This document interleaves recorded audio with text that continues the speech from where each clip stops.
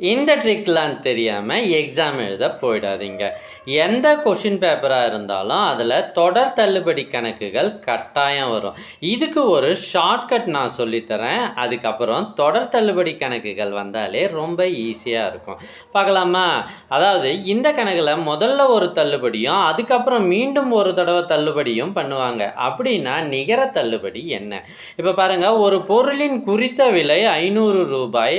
அதற்கு முதல்ல ஒரு 10% தள்ளுபடி பண்ணிட்டாங்க. அதுக்கப்புறம் ஒரு 5% அப்படின்னு தொடர்ச்சியாக 2 தள்ளுபடி பண்ணிட்டாங்க. நிகர தள்ளுபடி சதவீதம் என்ன?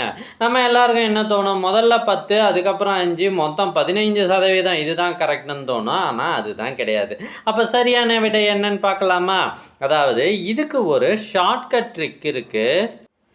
இதில் இந்த குறித்த விலை என்னவாக இருந்தாலும் பரவாயில்ல, அதை பற்றி நீங்கள் கவலையப்படாதீங்க. முதல்ல 2 தள்ளுபடி கொடுத்துருக்காங்க இல்லையா, அது 2த்தையும் கூட்டுங்க. 10ம் 5ம் 15 எழுதிட்டோமா? அடுத்தது 2த்தையும் பெருக்குங்க. 15 50, அதை 100ஆல் வகுத்துடுங்க. என்ன வந்துடும்? நமக்கு 0.5 வரும். என்ன வரும்? 0.5.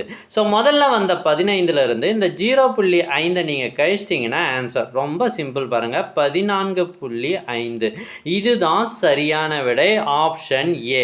ஸோ இந்த கணக்கு மாதிரி இன்னொரு கணக்கு போட போகிறோம். அதுக்கு முன்னாடி உங்களுக்கு ஒரு முக்கியமான தகவல். இது மாதிரி ஷார்ட்கட் ட்ரிக்ஸ் மற்றும் ஐடியாஸ் வேணும், அப்புறம் உங்களுடைய ஃபுல் புக்கையும் கவர் பண்ணணும் அப்படின்னா டிஎன்டிஇடி மேத்தமெட்டிக்ஸுக்கு நாங்கள் டெஸ்ட் பேட்ச் போடுறோம்.